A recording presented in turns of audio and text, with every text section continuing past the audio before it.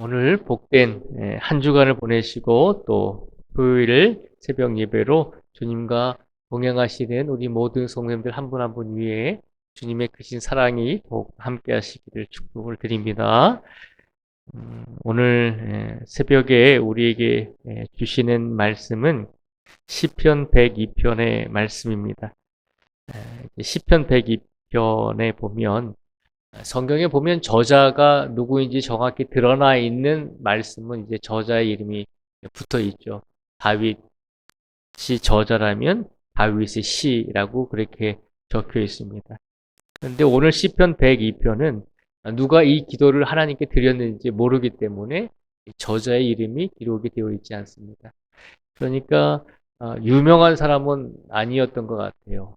뭐 왕도 아니었고 또 이스라엘의 훌륭한 지도자도 아니었던 것 같습니다. 그런데 이름도 모를 이 시편 102편의 저자가 오늘 하나님께 고백을 합니다. 뭐라고 고백을 하냐면 너무나 힘든 인생의 고난 속에 놓여 있을 때 하나님께 고백을 하는 내용인데요. 오늘 뭐라고 고백을 하냐면 제가 말씀 중에서 9절에서 11절까지 말씀을 먼저 읽어드리겠습니다. 9절에서 11절까지 말씀에 보면요. 나는 죄를 양식같이 먹으며 나는 눈물 섞인 물을 마셨나이다. 주의 분노와 진노로 말미암음이라. 주께서 나를 들어서 던지셨나이다. 내 날이 기울어지는 그림자 같고 내가 풀에 시들어짐 같으니이다. 아멘. 이 9절부터 11절까지 말씀을 가만히 보니까요. 이 시편 102편의 저자가 얼마나 힘든 상황 속에 놓여 있는지를 우리에게 간접적으로 고백을 하고 있습니다. 얼마나 힘들었는지 나는 죄를 양식같이 먹으며 나는 눈물 섞인 물을 마십니다. 라고 그렇게 고백을 합니다. 음식을 먹어야 살 수 있는데 물론 음식도 먹었겠죠. 그런데 이 삶이 얼마나 고달픈지 나는 죄를 양식같이 먹으며 눈물 섞인 물을 마시는 것처럼 그렇게 느껴집니다. 라고 자신의 삶을 고백하고 있습니다. 그러면서 10절 말씀에 보면 주의 분노와 진노로 말미암음이라 주께서 나를 들어서 던지셨나이다. 라고 고백을 합니다. 내가 당하는 모든 고통의 원인이 내가 믿음의 눈으로 뒤를 돌아다 보았더니 물론 하나님께서 나를 연단하시기 위해서 시련을 주실 때도 있는데 지금 내가 당하고 있는 이 고통의 원인이 가만히 믿음의 눈으로 들여다보니까 결국은 하나님의 분노와 진노로 말미암아 내가 이렇게 어려움을 당하게 되었다는 것이죠. 그러니까 우리가 10절의 이 말씀을 통해서 우리가 생각할 수 있는 것은 이 시편 저자가 누구인지는 모르지만 이 시편 102편의 시대적인 배경이 결국은 이스라엘 백성들이 하나님께 죄를 지어서 바벨론으로 포로로 끌려갔을 때 타국 땅에서 포로 생활을 하던 사람들 중에 한 사람이 이 고백을 했다라고 그렇게 우리가 알게 됩니다. 그리고 시편 102편의 저자는 이스라엘 땅이 아니라 타국의 포로로 끌려간 이스라엘 백성들 중에서 그 고된 포로의 생활이 얼마나 힘들었겠어요. 그래서 하나님께 고백하고 있는 것입니다. 나는 죄를 양식같이 먹으며 나는 눈물 섞인 물을 마시고 있습니다. 라고 하면서 이 모든 것이 가만히 생각해 보니까 내가 하나님께 죄를 지었기 때문에 우리 민족이 하나님 말씀을 제대로 안 들었기 때문에 결국은 하나님께서 이렇게 징계를 내리셨습니다. 라고 고백을 하고 있는 것입니다. 그럼에도 불구하고 이 시편 102편의 저자는 기도하는 가운데 하나님께 다시 또 이렇게 고백을 합니다. 19절부터 22절까지 말씀을 읽어드리겠습니다. 19절부터 22절까지 말씀에 보면요.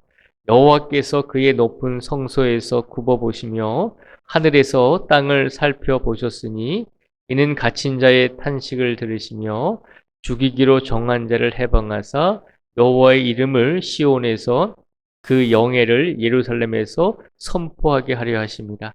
그때 민족들과 나라들이 함께 모여 여호와를 섬기리로다. 아멘.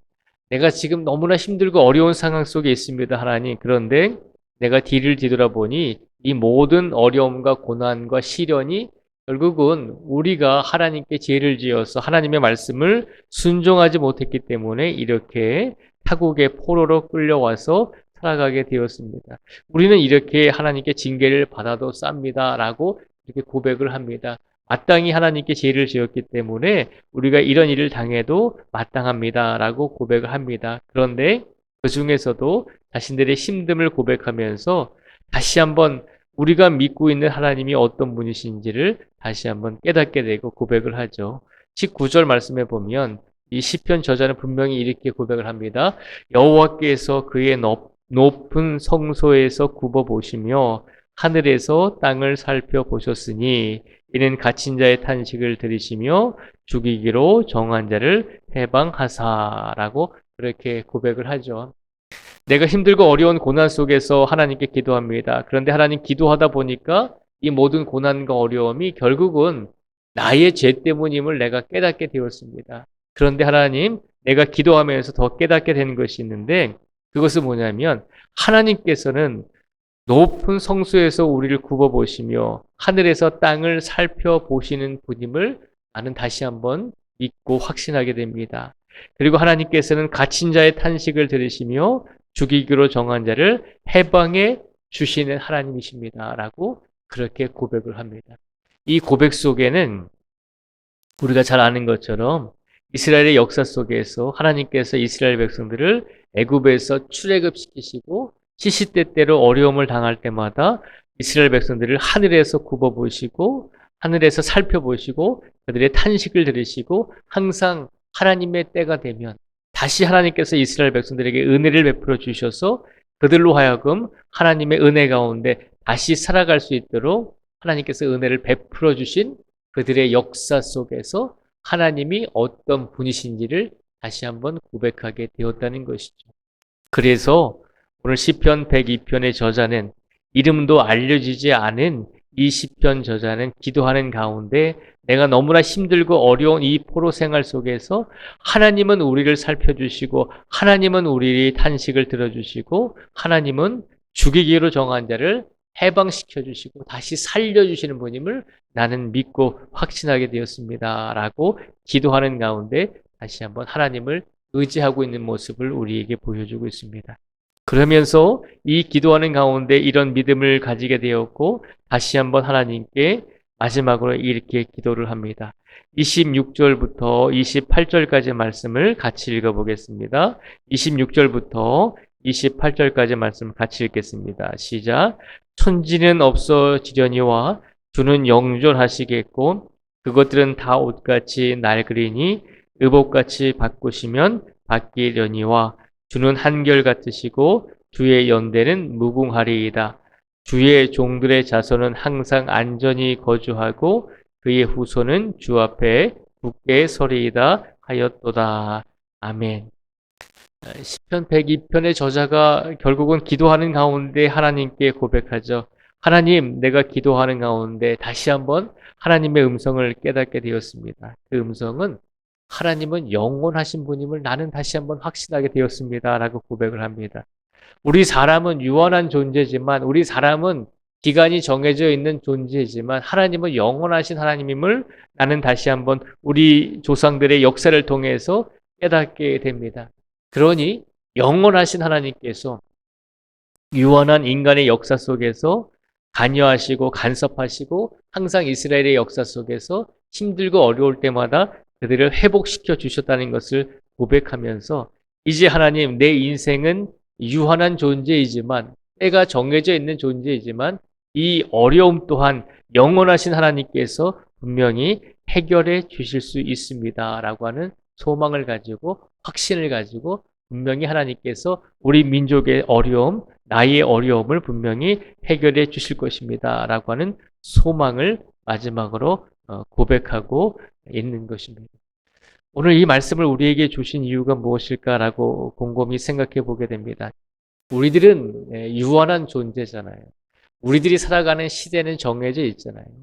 그런데 가만히 인간의 역사를 바라다 보면 인간의 역사뿐만 아니라 거창하게 인류의 역사가 아니더라도 우리 부모님들의 역사만을, 우리 부모님들의 시간만을 되돌아보더라도 우리 부모님들이 이 땅에 영원히 살아계시지는 않지만 그러나 생각해 보면 우리 부모님들이 살아갈 때 분명히 하나님의 은혜를 입고 살아갔다는 것을 우리가 분명히 기억하게 되잖아요.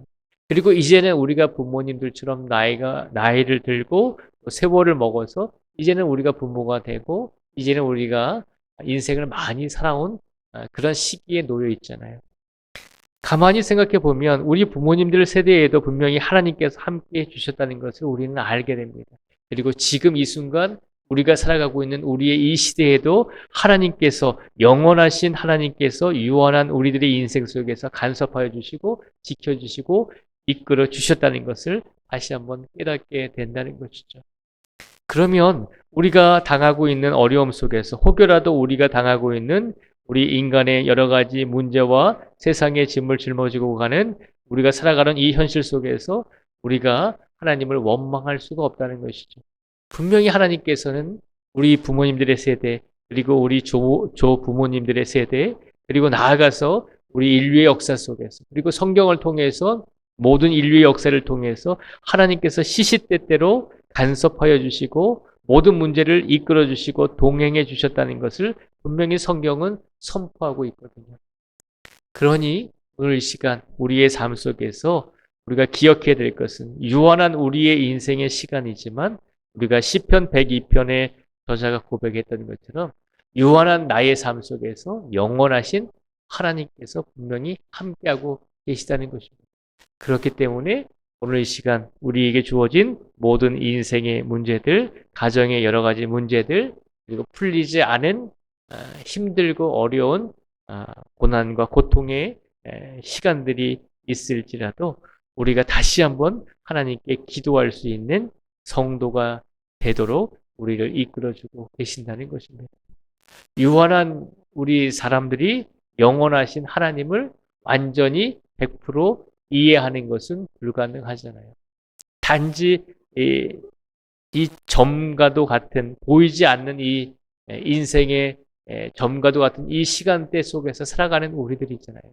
그런데 그런 존재들이 어떻게 하나님의 영원한 그 하나님의 뜻을 우리가 다 이해할 수 있겠습니까?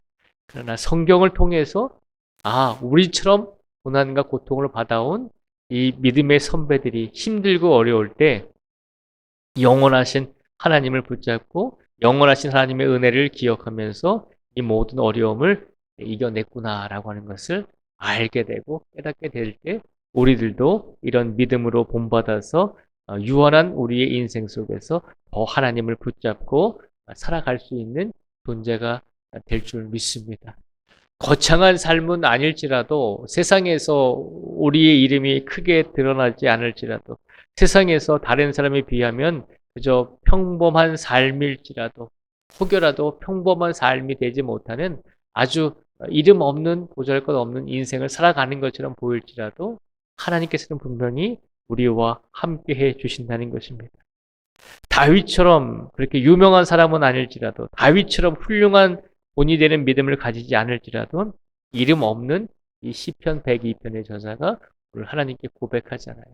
오늘 이 시간 우리가 다윗처럼 이렇게 훌륭한 믿음을 가지지 못한다 할지라도 우리의 이름이 이렇게 드러나지 못한다 할지라도 시편 102편의 저자처럼 하나님을 끝까지 붙잡고 하나님을 끝까지 의지하며 오늘을 살아가실 수 있는 우리 모두가 되시기를 주님의 이름으로 축복을 드립니다.